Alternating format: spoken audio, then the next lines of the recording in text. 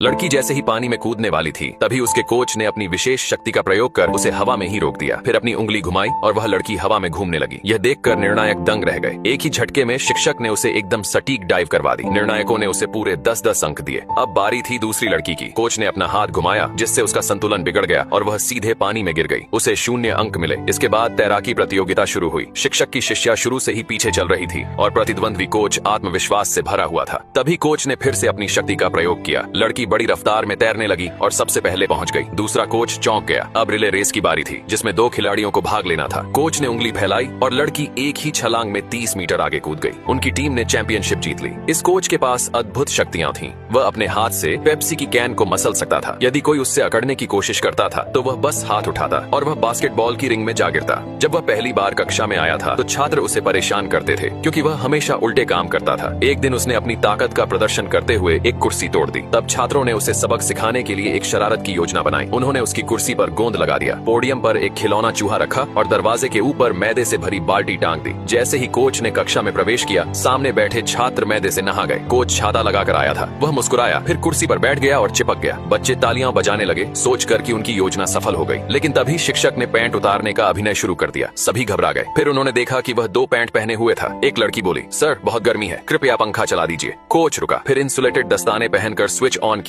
क्योंकि उसमें करंट था। अब वह और भी प्रसन्न हो गया। लड़कियों की ये योजना फेल हो गई। जब उसने चौक उठाने की कोशिश की तो उसकी जगह एक चेरी निकल आई। वह डर गया और खिलौना चूहा बच्चों पर फेंकने लगा। लेकिन तब तक असली चूहे को बच्चों ने बदल दिया था। अब असली चूहा उनके हाथ में था। लड़कियां चीखने लगीं और टेबल पर चढ़ गईं। फिर सभी को समझ में आ गया कि इस कोच से पंगा लेना कोई आसान काम नहीं है।